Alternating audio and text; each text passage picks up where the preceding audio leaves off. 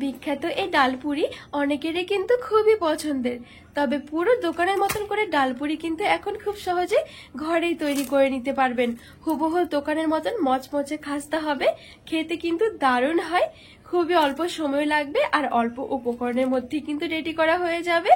সকালের জলখাবারে কিন্তু এই ডালপুরিগুলো খেতে অনেক বেশি ভালো লাগে, এখন আর দোকান থেকে কিনে খেতেই হবে না। নমস্কার বন্ধুরা, নতুন একটা পর্ব দেখার জন্য আপনাদের সকলকে স্বাগত জানাই।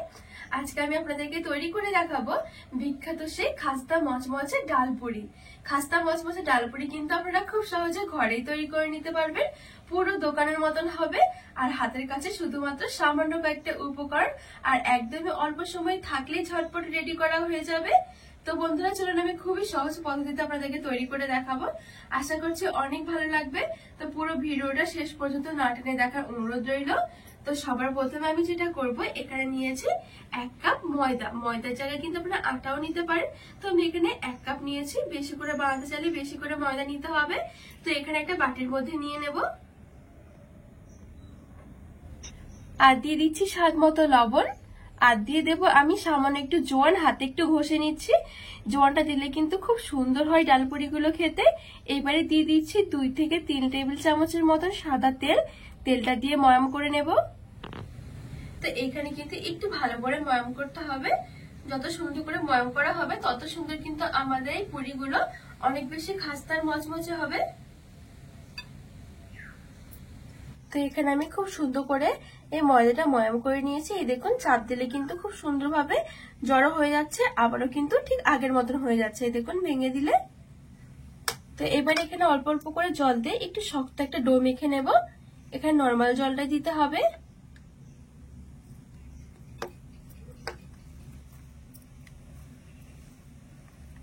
তো এখানে চেষ্টা করতে হবে একবারে জলটা না দিয়ে অল্প অল্প করে দেওয়ার, তার কারণ এই ডোটা কিন্তু খুব বেশি একটা নরম করা যাবে না, একটু শক্ত রাখতে হবে।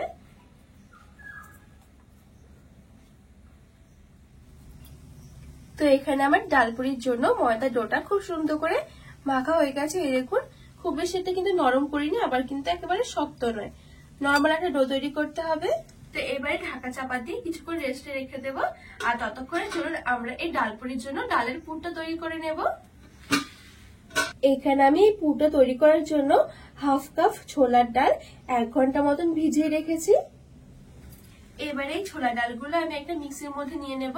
আর একটু শুকনো করে বাটতে হবে, যাতে করে ছোলার ডালের গায়ে কোনো রকম জল না থাকে। আগে থেকে জলটা একটু ছেঁকে নিতে হবে।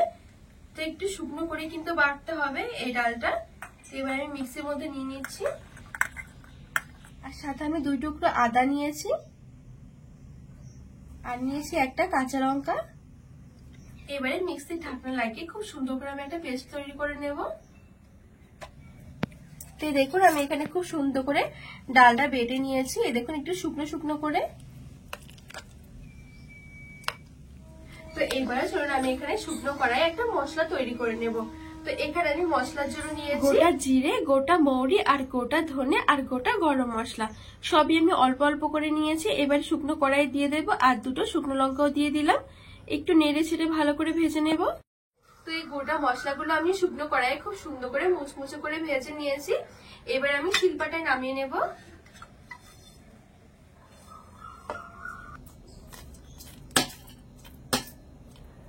এবারে কড়াই আমি 2 চামচ মতো তেল গরম করে নিচ্ছি পুরটা তৈরি করার জন্য। একদমই সামান্য একটু তেল দিতে হবে। তো তেলটা গরম হয়ে গেলে আমি এখানে সামান্য একটু 5 ফোড়ন নিয়েছি, দিয়ে দিচ্ছি। আর দিয়ে দিচ্ছি একটা তেজপাতা, আর দিয়ে দিচ্ছি সামান্য একটু হিং। এই ফোড়নটা হালকা একটু নেড়ে ছেড়ে আমি যে ডালটা বেটে রেখেছিলাম, এবারে ডালটা দিয়ে দেবো।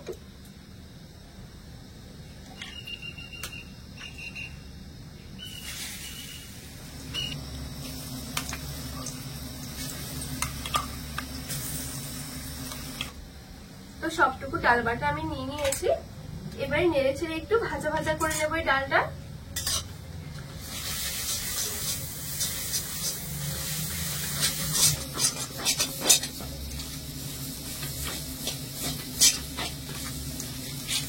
তো এখানে আমি 2 থেকে 3 মিনিট ধরে একটু নেড়ে ছেড়ে খুব সুন্দর করে ডালটা ভাজা ভাজা করে নিয়েছি। এবারে এদিকে যে আমি মশলাটা আমি ভেজে রেখেছি, এই মশলাটা একটু আধা ভাঙা করে গুঁড়ো করে নেব।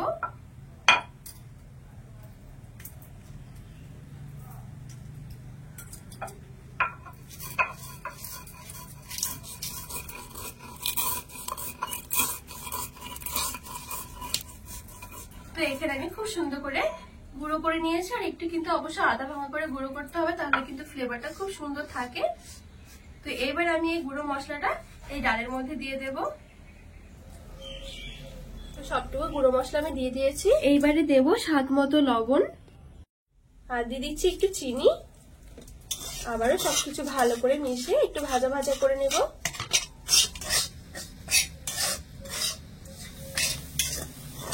তো এখানে আমি আরো কিছুক্ষণ ধরে খুব সুন্দর করে ভাজা ভাজা করে নিয়েছি, আর এখানে দেখুন এই পুরটা কত সুন্দর ঝুরঝুরে হয়েছে। এখন কিন্তু আমাদের ডালপুরির জন্য পুরটা একেবারে রেডি করা হয়ে গেছে। এবার আমি নামিয়ে নেব এই পুরটা। তো এই একই কড়াইয়ের মধ্যে আমি কিছুটা তেল গরম করে নেব ডালপুরি গুলো ভাজার জন্য। তো এদিকে কিন্তু আমাদের এই ময়দার ডোটাও কিন্তু অনেকক্ষণ মতন রেস্ট হয়ে গেছে। এবারে হাত দিয়ে একটু মেখে নেব। তো এখানে আমি খুব সুন্দর করে একটু মেখে নিয়েছি আবারও। তো এবার এখানে ছোট ছোট করে লেচি বের করে নেব।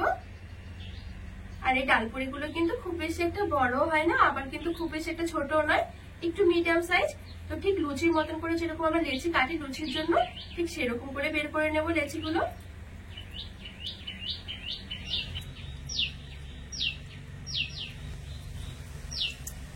দেখুন বন্ধুরা, এখানে আমি 8টা মতন লেচি বের করে নিয়েছি।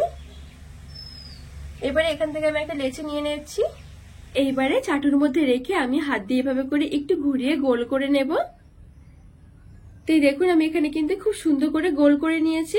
এইবারে এরকম করে একটুখানি বাটির মতন করে নিচ্ছি মাঝখানটায়। আর এদিকে যে আগে থেকে পুরটা রেডি করে রেখেছি, এখান থেকে 1 চামচের মতন মানে একটু পুর নিয়ে এই মাঝখানে দিয়ে দেব। তারপরে এবার ভালো করে মুখটা বন্ধ করে দিতে হবে। আর এখানে কিন্তু ডোগুলো খুব বেশি একটা ছোট নিলে কিন্তু এই পুরটা ভরা যাবে না, তো একদম মিডিয়াম সাইজ করে নিতে হবে।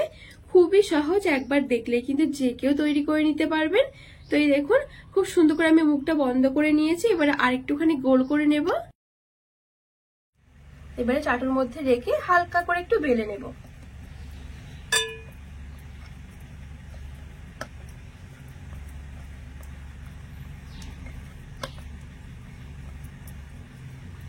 তো দেখুন আমি খুব সুন্দর করে বেলে নিয়েছি। খুব বেশি একটা কিন্তু বড় করিনি, আবার কিন্তু ছোটও নয়।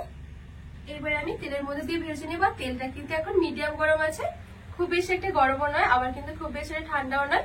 ঠিক এরকম করে কিন্তু তেলটা গরম করে রাখতে হবে। তো বাদ বাকি ডালপুরি গুলো আমি ঠিক একইভাবে তৈরি করে নেব। আর বন্ধুরা, খেতে কিন্তু দারুণ হয় ডালপুরি গুলো।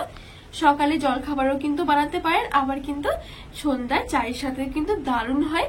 যে কোনো টক মিষ্টি ঝাল তেঁতুলের চাটনি বা যে কোনো চাটনির সাথে কিন্তু অনেক বেশি ভালো লাগে খেতে। তো এই দেখুন আমি এখানে খুব সুন্দর করে রেডি করে নিচ্ছি। আর এখানে কিন্তু আমার আরো একটা রেডি করা হয়ে গেছে। এবারে তেলের মধ্যে ছেড়ে দেব। তো এইভাবে করে আমি 3টে একসাথে করে ভেজে নিচ্ছি।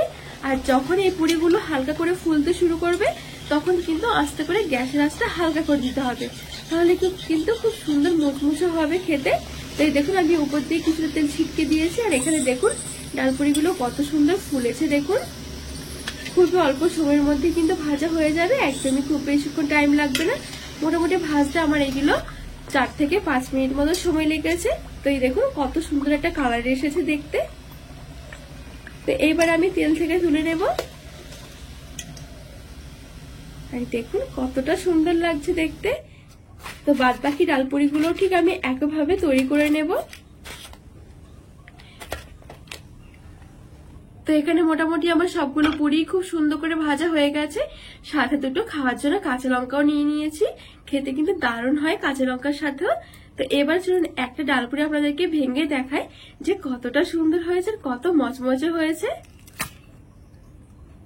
দেখুন হুবহু দোকানের মতন কিন্তু খেতে লাগবে। দোকানের ডালপুরি গুলো যেরকম একটা ফ্লেভার থাকে, পুরো সেম টু সেম সেরকমই হবে খেতে। অবশ্যই কিন্তু এভাবে এই পদ্ধতিতে একবার হলেও বানিয়ে দেখবেন, অনেক বেশি ভালো লাগে খেতে। চাইলে কিন্তু নিরামিষ আলুর দম বা নিরামিষ তরকারি আর তাছাড়া কিন্তু চায়ের সাথেও কিন্তু অনেক বেশি ভালো লাগে।